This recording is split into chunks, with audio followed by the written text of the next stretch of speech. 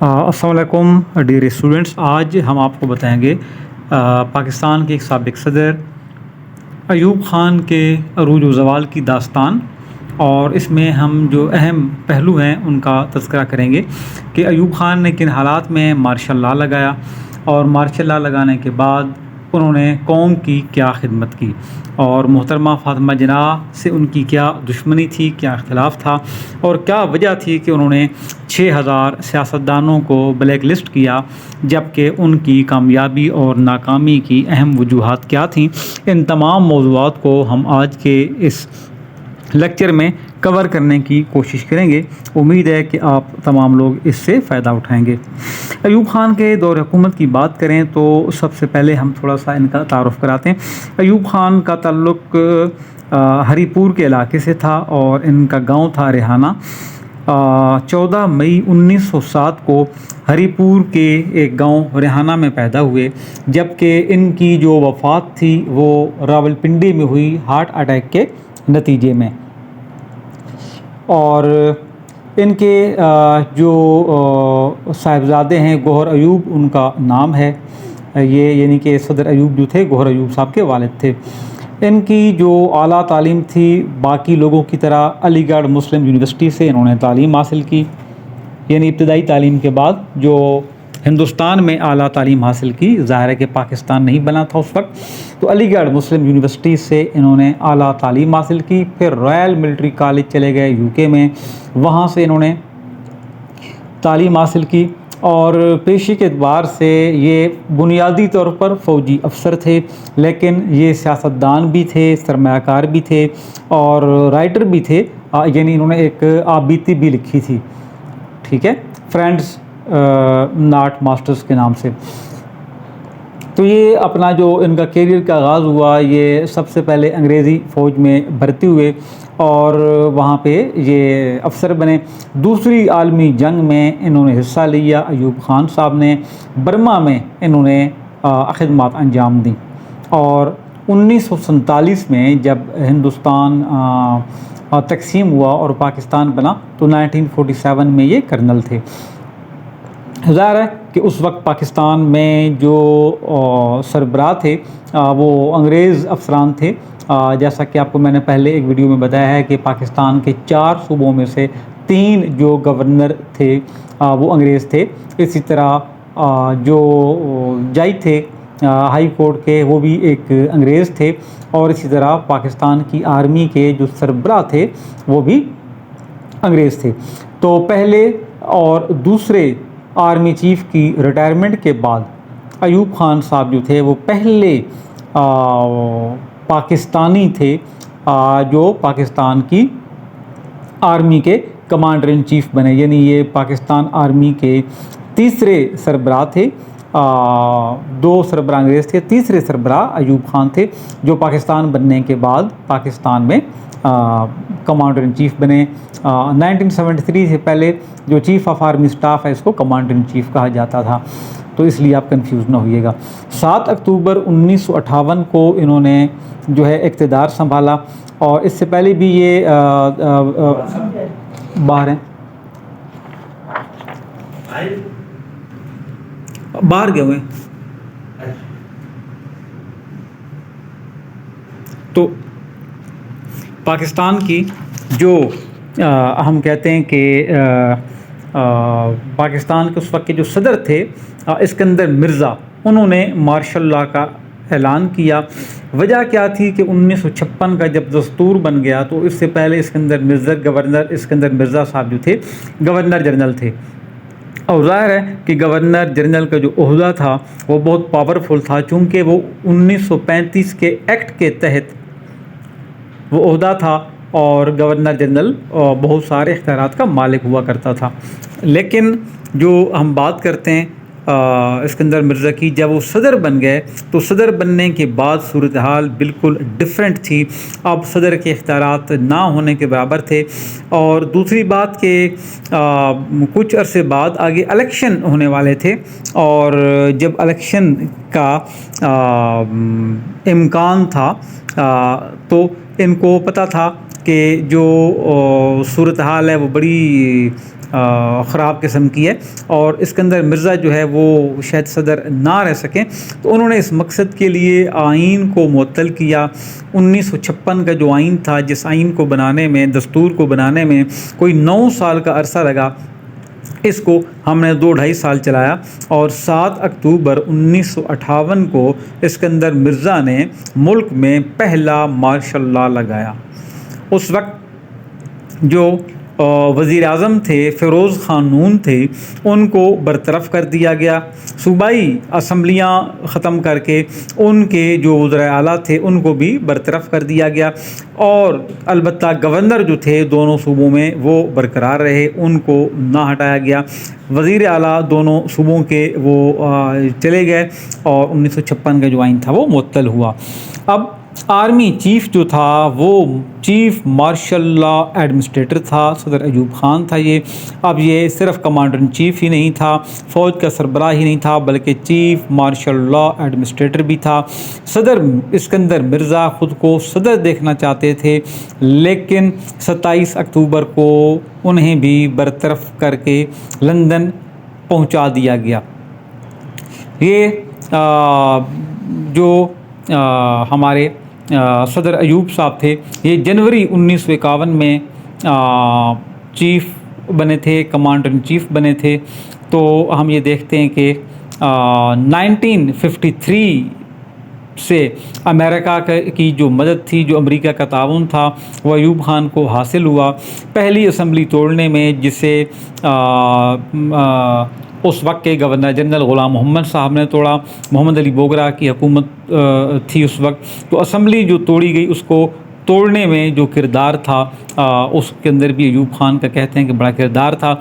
1 unit बनवाने में भी बड़ा किरदार था, बंगालियों को बेअसर करने में और उनको महदूद करने में भी 1 यूनिट बनवा के अयूब ख़ान ने बड़ा किरदार अदा किया और ऐसे हालात पैदा कर दिए कि इस्कंदर मिर्ज़ा को मार्शल लॉ लगाना पड़ जाता।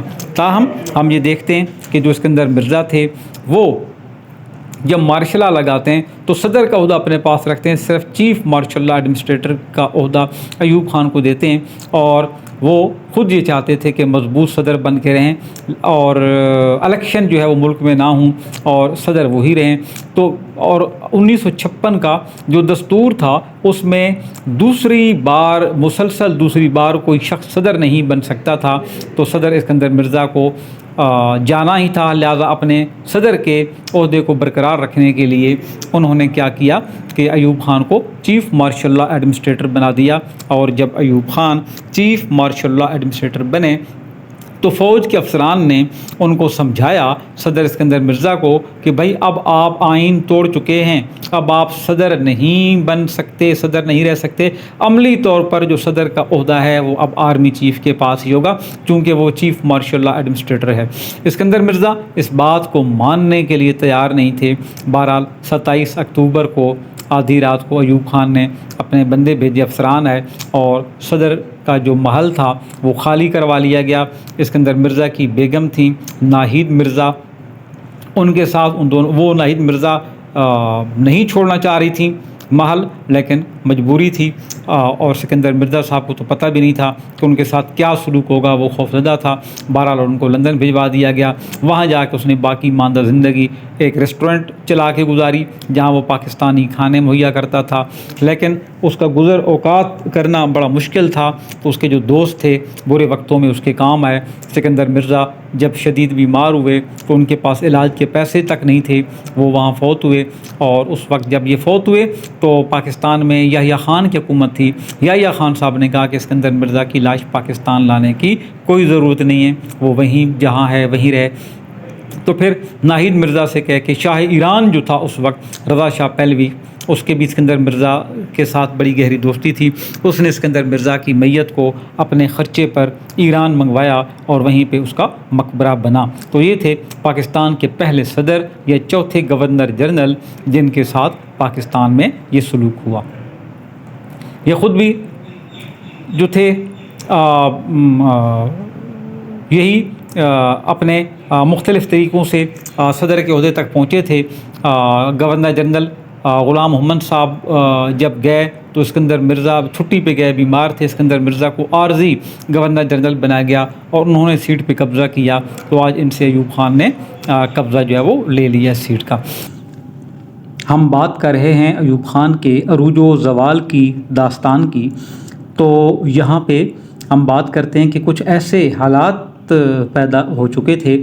मिसाल के तौर पर 6 अक्टूबर 1958 को कलात के नवाब ने बगावत कर दी और उस बगावत को दबा दिया गया। इसी तरह मशरक़ी पाकिस्तान में सियासी हालात बड़े ख़राब थे, लोगों की मुआशी हालत बहुत ख़राब थी।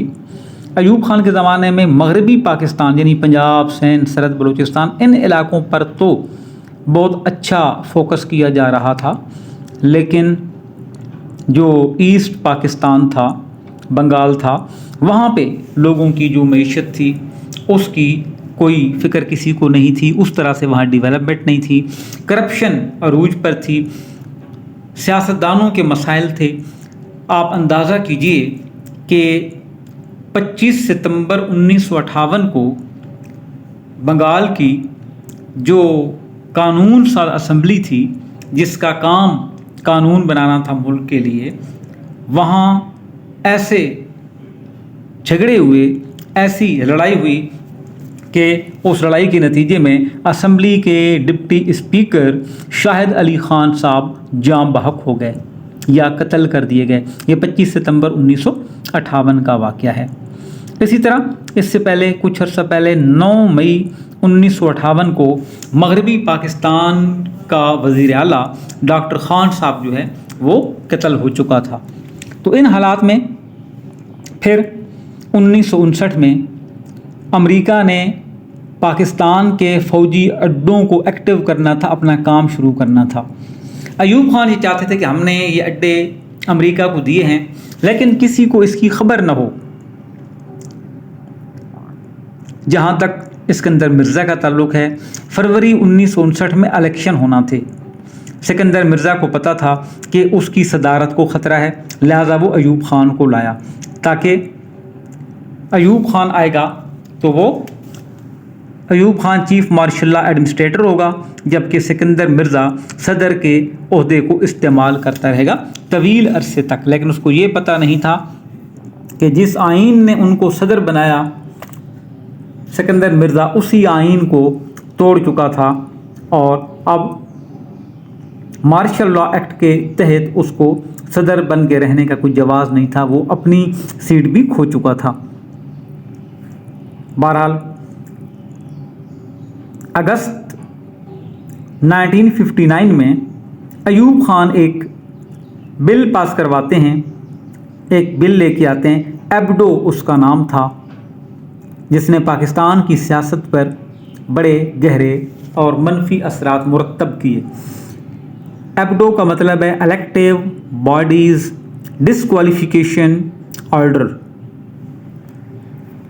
इसके तहत सियासतदानों को सज़ाएं देने का फ़ैसला किया गया। ये वो एक्ट था जिसके तहत करप्शन में मुब्तला सियासतदानों को नाअहल किया जा सकता था। आप अंदाज़ा कीजिए कि इस एक्ट के तहत 6000 के करीब सियासतदानों को ब्लैक लिस्ट किया गया। उनको सियासत में हिस्सा लेने से रोक दिया गया। उनको सज़ाएं हुई कि वो अगले 8 बरस तक सियासत में हिस्सा नहीं लेंगे। यूँ समझे कि उनको सज़ा दे दी गई, सियासत की सज़ा कि सियासत में हिस्सा नहीं ले सकते। और अगस्त 1959 में ये एक्ट पास हुआ। दिसंबर 1966 तक बहुत सारे लोग जो थे वो इलेक्शन में हिस्सा नहीं ले सकते थे, सियासत से दूर थे। इनमें 75 सियासतदान जो आला सियासतदान थे वो भी मुतासिर हुए। ये ईस्ट पाकिस्तान और वेस्ट पाकिस्तान दोनों के लोग शामिल थे। जो 6000 लोग मुतासिर हुए, उनमें से कोई 3000 के लगभग ईस्ट पाकिस्तान से और 3000 के लगभग वेस्ट पाकिस्तान से थे। लेकिन 75 चोटी के सियासतदान जो सज़ा याफ्ता हुए, उनमें से अक्सरियत बंगालियों की थी। आप अंदाज़ा कीजिए कि हुसैन शहीद सोहरवर्दी जो पाकिस्तान के सदर रहे थे, उन्हें गद्दार कहा गया, उन्हें भी डिसक्वालीफाई किया गया। ए के फजले हक, उनका पूरा नाम था अबुल कासिम फजले हक, लेकिन ए के फजले हक लिखा जाता है मुख्तसरन, जिन्होंने करारदादे लाहौर पेश की थी, जिन्हें शेर बंगाल कहा जाता था, बंगाल के वज़ीर आला भी रह चुके थे। इनको भी सियासत से बेदखल करके अब्डो के तहत सज़ा सुना दी गई। तो हुसैन शहीद सोहरवर्दी और फजल हक जैसे लोगों को गद्दार करार दिया जाना, जिनका तहरीक पाकिस्तान में बहुत बड़ा काम था, ये लम्हे फ़िक्रिया था। सिर्फ यही नहीं बल्कि मोहतरमा फातिमा जिन्ना पर भी गद्दारी के इल्ज़ामात और इंडिया का एजेंट कहा गया, सिर्फ इसलिए कि उसने अयूब ख़ान के ख़िलाफ़ इलेक्शन लड़ने की हिम्मत की थी। बहरहाल अयूब ख़ान ने कुछ अच्छे काम भी किए। मिसाल के तौर पर लैंड रिफॉर्म्स मुतारिफ़ करवाईं, ज़मीनी इस्लाहात, ज़रई इस्लाहात, जिसमें बड़े जागीरदारों से ज़मीनें लेके छोटे जागीरदारों में तकसीम करना मकसूद था। प्रैक्टिकली को बहुत ज़्यादा फ़ायदा नहीं हुआ, लेकिन किस हद तक कुछ फ़ायदा हुआ, एक्चुअली ये पहले से बता दिया गया कि जी फ़लाँ तारीख़ को ज़मीनें तकसीम होंगी, जिसके पास इतने रकबे से ज़्यादा ज़मीन होगी वो तकसीम कर दी जाएगी। तो लोगों ने अपने रिश्तेदारों में, बहन भाइयों में, माँ बेटों में, बेटियों में, इवन के मुलाजमों के नाम भी मुंतकिल करवा दी, और जो किसानों को बांटने के लिए ज़मीनें मिली वो बंजर और गैर हमवार ज़मीनें थीं। लेकिन बहरहाल कुछ फ़ायदा ज़रूर हुआ। 1962 का दस्तूर आपने तैयार करवाया, जस्टिस शहाबुद्दीन की निगरानी में एक आइनी कमीशन बनाया, और फिर अयूब ख़ान ने ख़ुद ये ऐलान किया कि मैं अयूब ख़ान पाकिस्तान को 1962 का दस्तूर देता हूँ। तो ये दस्तूर किसी पार्लियामेंट ने नहीं बनाया था, लेकिन बहरहाल एक दस्तूर अयूब ख़ान ने तोड़ा तो बहुत जल्द दूसरा दस्तूर बना भी दिया। इसके अलावा बुनियादी जमहूरियतों का निज़ाम मुतारिफ़ करवाया। इक़्तिदार को निचली सतह पर मुंतकिल करने की ख्वाहिश थी उनकी। पहले तो ये कहते थे कि पाकिस्तान जैसे मुल्कों में लोगों का विजन ही नहीं है कि उनको सियासत में हिस्सा लेने दिया जाए, लेकिन बाद में उन्होंने बीडी मेंबर्स मुंतखब किए। बीडी मेंबर्स का मतलब होता है बेसिक डेमोक्रेटिक मेंबर्स, इनको शॉर्टकट हम बीडी मेंबर्स कहते हैं। उर्दू में कहते हैं बुनियादी जमहूरियत के अरकान, बेसिक डेमोक्रेटिक मेंबर्स। इनकी तादाद 80,000 थी, 40,000 ईस्ट पाकिस्तान से, 40,000 वेस्ट पाकिस्तान से इब्तदाई तौर पर, लेकिन बाद में कह दिया गया कि ये तादाद अब 60,000 होगी, यानी टोटल 1,20,000 लोग होंगे। एक्चुअली ये बीडी मेंबर्स जो बेसिक डेमोक्रेटिक मेंबर्स थे, ये बुनियादी जमहूरियत के अरकान थे। इन्होंने अयूब ख़ान को बतौर सदर मुंतखब करना था, इलेक्टोरल कॉलेज का काम भी करना था। इसके अलावा 1965 में सदारती इंतखाबात हुए, और इनके मुकाबले में मोहतरमा फातिमा जिन्ना सामने आई। मोहतरमा फातिमा जिन्ना जो थी क़ायद-ए-आज़म की बहन थी, तहरीक पाकिस्तान में उनका बड़ा काम था। ख़ुद उन्होंने बानी पाकिस्तान की बेपनाह खिदमत की, और बानी पाकिस्तान की खिदमत करने का मतलब पूरे पाकिस्तान के अवाम की खिदमत करने के बराबर था।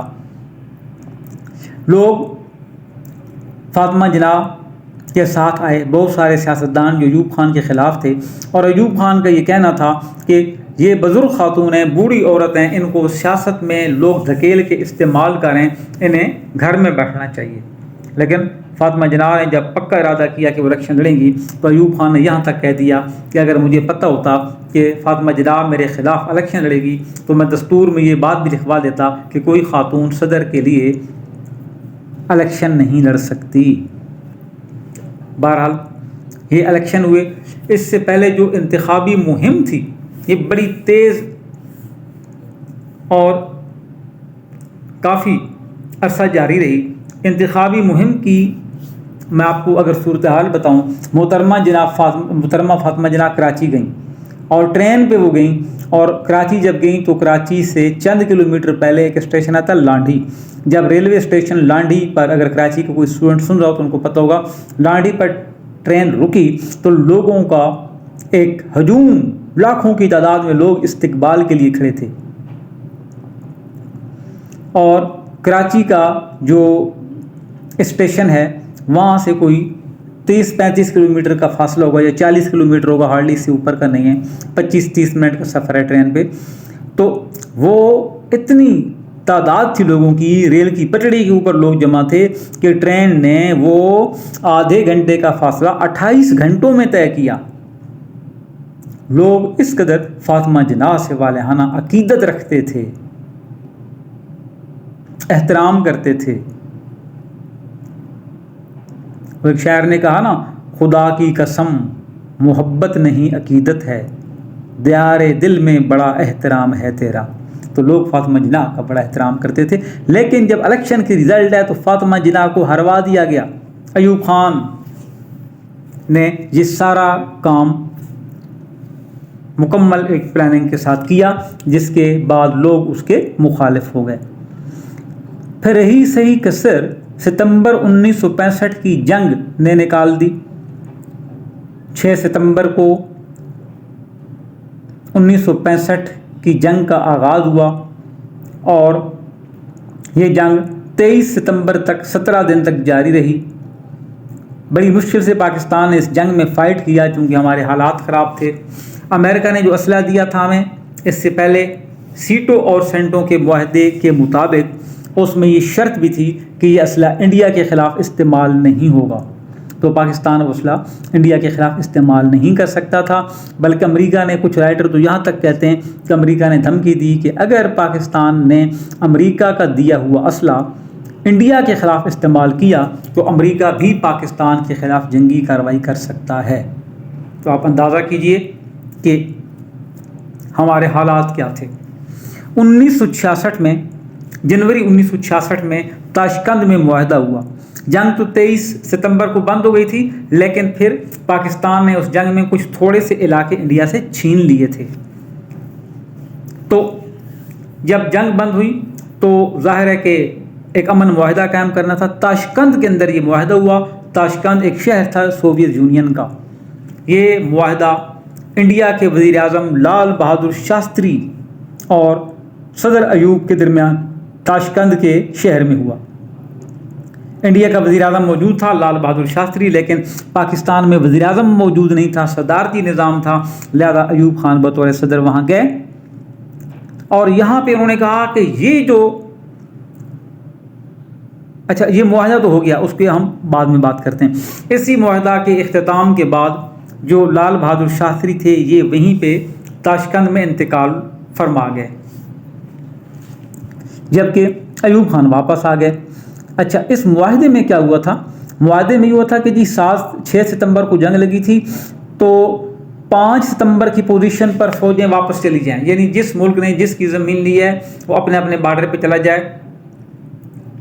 यानी जैसे दो बच्चे आपस में लड़ते हैं, एक बच्चा दूसरे का खिलौना ले लेता है, दूसरा बच्चा उसकी पेंसिल ले लेता है, और जब कोई बड़ा लड़ाई का खात्मा कराने, सुलह कराने आता है तो वो कहते हैं इसने मेरी पेंसिल लिया, वो कहता है इसने मेरा लॉलीपॉप लिया, वो कहता है जी इसने मेरा रुमाल लिया है। तो जो बड़ा बंदा होता है वो कहता है अच्छा अपनी अपनी चीज़ें वापस कर दो, जिसने जिसको मारा वो तुम्हारा अपना नसीब था, अब चीज़ें वापस करो और अपने अपने घरों को जाओ। तो यही काम सोवियत यूनियन ने करवाया कि जी आप जंग को ख़त्म करें और प्री वार जो कंडीशन थी वहाँ पे आ जाएं। तो ये जब अयूब खान आए तो इसी ज़माने में अयूब खान वापस आए। भुट्टो उस ज़माने में वज़ीर ख़ारजा थे, उन्होंने रिज़ाइन कर दिया। उन्हें पता था कि अयूब खान जो अब डूबने वाला है, अब इसका सितारा डूबने वाला है, लिहाजा इसको छोड़ दिया और उन्होंने पाकिस्तान पीपल्स पार्टी की बुनियाद रखी चंद लोगों के साथ। भुट्टो साहब ने उनके ख़िलाफ़ जलसे किए और ये दावा किया कि पाकिस्तान की आर्मी ने जो जंग मैदान जंग में जीती थी, अयूब खान वो मुज़ाकरात की मेज़ पर हार आया। तो बाद में जंग तो पाकिस्तान खैर अपना सर्वाइवल कर सका, लेकिन जंग के बाद अयूब खान ने अपने आप को फील्ड मार्शल के ओहदे पर तरक्की दी। यानी कि जो चीफ ऑफ आर्मी स्टाफ होता है, जो सबसे बड़े ओहदे पर जाता है, अगर कोई बहुत बड़ा काम करता है, कोई बहुत बड़ी जंगें जीत जाता है, कोई मुल्क की तारीख में बड़ा इनकलाबी काम कर लेता है, तो सदर पाकिस्तान उसको फील्ड मार्शल के ओहदे पर तैनात करता है। तो अयूब खान चूंकि पाकिस्तान के सदर भी थे, लिहाजा उन्होंने अपने आप को फील्ड मार्शल अयूब खान कहलवाया, फील्ड मार्शल का खिताब दिया। भुट्टो एक दफ़ा उन्हीं दिनों लाहौर आए, लाहौर के रेलवे स्टेशन पे उतरे, लोगों को जमा किया, खिताब किया और आंसू बहा बहा के रोए कि पाकिस्तान के साथ अयूब खान कितनी ज़्यादतियाँ कर रहा है। और इस कदर रोए कि भुट्टो का रुमाल आंसुओं से भीग गया और बाद में शायद 20,000 रुपये का नीलाम भी हुआ था वो रुमाल। तो यहाँ हम बात ये करते हैं कि अयूब खान जो थे उसके दौर में मुल्क ने तरक्की की, ज़राई इनकलाब आया, सब्ज़ इनकलाब आया पाकिस्तान के अंदर, ज़मीनें किसी हद तक किसानों को दी गई, खादें मुतारिफ़ हुई। ये जो ब्रायलर मुर्गी है ये उसी ज़माने में आई, PIA के ताउन से, PIA इसको लेके आया था अयूब खान के ज़माने में। और फिर यहाँ पे हम देखते हैं कि किसानों को खादें दी गई, ट्रैक्टर आसान एक साथ पे दिए गए, ट्यूबवेल लगाने के लिए पैसा दिया गया। दूसरा 5 साला मंसूबा इसी दौर में शुरू हुआ जिसमें पाकिस्तान में लोगों ने खूब तरक्की की, लोगों की जो आमदनी थी उसमें बड़ा इजाफा हुआ, सड़कें बनाई गई, अस्पताल बनाए गए, स्कूलों की फराहमी मुमकिन हुई इसी मंसूबे के तहत। लेकिन ये भी कहा जाता है कि जो बड़ी दौलत थी वो 22 ख़ानदानों में जमा हो गई। जो ताजिर थे, जो सरमायादार थे, उनको प्रोटेक्शन मिली, आम लोगों की निस्बत उन्होंने तरक्की की और 22 बड़े ख़ानदान जो थे वो दौलत समेट चुके थे। मशरक़ी पाकिस्तान में जो लोग थे वो बहुत कमज़ोर थे। वहाँ पे मशरक़ी पाकिस्तान और मगरबी पाकिस्तान दोनों हिस्सों के दरमियान जो लोग थे इनके दरमियान डिफरेंस बहुत बढ़ गया, मुआशी फ़र्क इनके दरमियान बहुत पैदा हो गया। यहाँ तरक्की हुई और वहाँ लोग बेचारे गुर्बत का शिकार थे। तो मशरक़ी पाकिस्तान में जिस तरह सियासी हालात ख़राब हुए उसकी वजह मुआशी हालात का ख़राब होना था। अच्छा, थोड़ा सा आपको मैं आखिर में ये बता दूं कि अयूब खान के ख़िलाफ़ मुज़ाहमत भी हुई। उस ज़माने में अखबारात पर भी पाबंदी लगाई गई। जो अदीब इसके ख़िलाफ़ लिखते थे उनको भी पकड़ कर जेल डाल दिया जाता। उस ज़माने में हबीब जालिब ने 1962 के दस्तूर के ख़िलाफ़ एक नज़म लिखी थी जो बड़ी मकबूल हुई। उन्होंने कहा था कि ऐसे दस्तूर को मैं नहीं मानता, नहीं मानता, मैं नहीं मानता, ऐसे दस्तूर को सुबह बेनूर को मैं नहीं मानता, मैं नहीं जानता।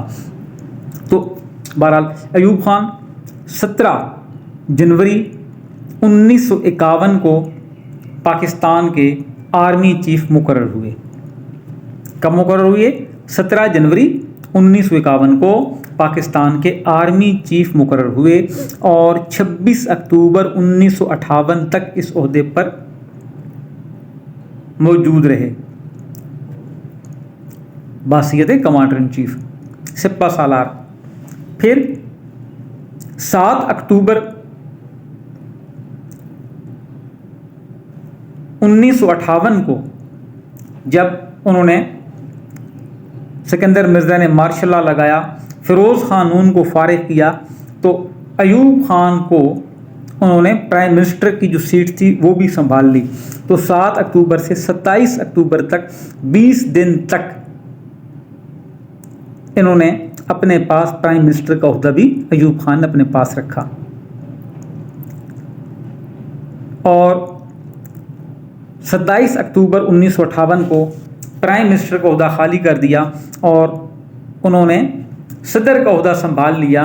सदर का ओहदा उन्होंने तब संभाला जब इसी रात 27 अक्टूबर को पाकिस्तान के साबिक सदर इस्कंदर मिर्ज़ा को जिला वतन करके लंदन भेजा नाहिद बेगम के साथ। नाहिद मिर्ज़ा के साथ और उन्होंने सदर का ओहदा संभाल लिया। फिर ये 25 मार्च 1969 तक यानी 10.5 साल तक पाकिस्तान के सदर रहे।